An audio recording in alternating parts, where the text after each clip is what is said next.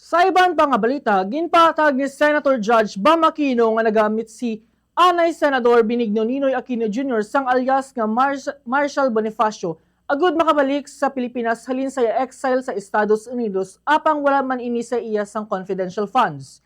Ini ang kasunod nga pagkumparar ni Senator Judge Robin Padilla sa paggamit sang Anay Senador Aquino Jr.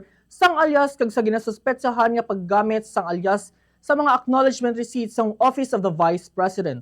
Ginusisa man ni Aquino ang ginhalinan sang impormasyon nga aliases nga ginagamit sa mga resibo sang pagkilala sang impormasyon nga suno sa iya naghalin kay Gina Acosta kag hindi sa prosecution team. Yari bala kay pamatian naton ang nangin kabahin sang pahayag ni Senator Judge Bam Aquino. Officer, tama po.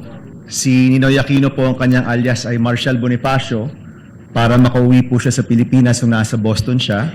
Oho, pero wala naman ho siyang confidential funds na, wala ho siya sa mga AR na confidential funds. Lilinawin ko lang ho.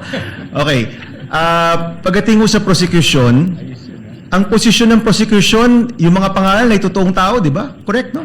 You have not really mentioned aliases in any of your, wala. Could you respond quickly? We have talked about aliases. Is the prosecution talking about aliases? That was never our point, Your Honor. In fact, the point of the prosecution is that was never raised by the defense either in their answer or in their pre-trial brief, Your Honor. So to us, that should be a non-issue because even them, they never claimed that in any of their pleadings before this honorable court.